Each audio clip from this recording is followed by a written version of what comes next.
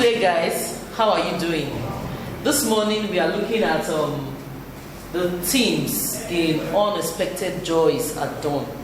We are still looking at the analysis of this text, and we want to look at the reason why this writer has written the text. So we are going to define themes in the class today.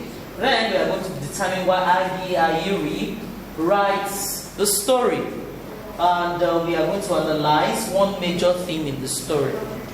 Okay, a theme, like we all know, is the major or the main reason, the main focus why the writer has written the text, or the idea that the writer intends to pass across to the readers.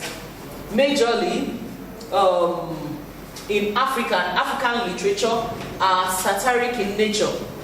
Most African literature, you have to know the difference between African. I sent a video to you differentiating African literature and otherwise.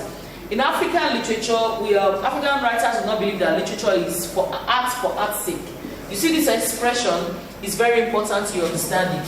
For Western literature, it's believed that literature is for literature's sake. There is no much meaning. Maybe something is beautiful, you decide to write about it. Something is happy, somebody is happy, decides to write. It's just art for art's sake. But in Africa, it's not like that. African literature is born out of the African experiences. For an African man, something goes wrong with a nuclear family, somebody decides to write about it. Something goes wrong with the society, somebody decides to write about it. With a thought of correcting, that's where satire comes in play.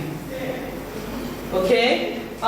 In this text, we are looking at the issues that Ayuri has decided to correct or to showcase in the society. Revolution in post-colonial Africa. I sent you a video that talks about the post-colonial issues surrounding most African nations. After the colonial masters left, how was Africa run? What happened? What were the issues? What were the troubles? You see so much of this in the text. One thing that characterizes post-colonial text is revolution. There is always a cry to the government that this is not okay, this is not good, then there will be uproar, there will be a call for revolution. But how well did these revolutions go? We'll see that in the text. Then there is always evidence of economic and political instability. Because of the changes that the society is going through, you see a lot of economic and political instability. Take for instance now, for economic instability, you see a high level of poverty. That's why it brings me to the next theme, acute poverty. You see me, an assistant bank manager who needs another job to eat 3 square meals. Can you imagine how much would they have been getting? You see so much poverty, political instability, evidence in the text. You see a lot of rioting, both especially in Ghana. And that also happened in Nigeria, although that was not showcased in the story. Then, because of the high level of poverty, there is sickness and death.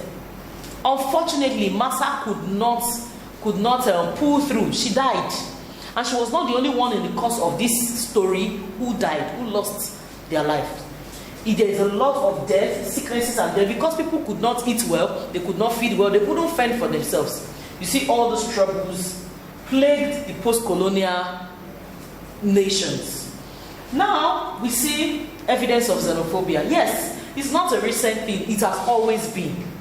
You see, in Ghana, Nigerians were asked to go back to their homelands. They were denied citizenship, they were denied asylum, they were denied even stay.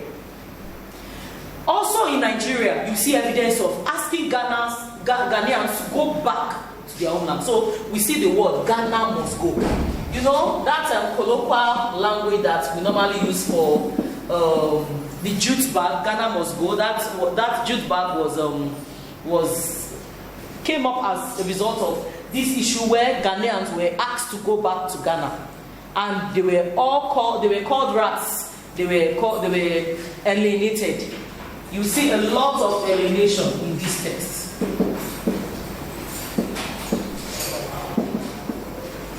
They were alienated.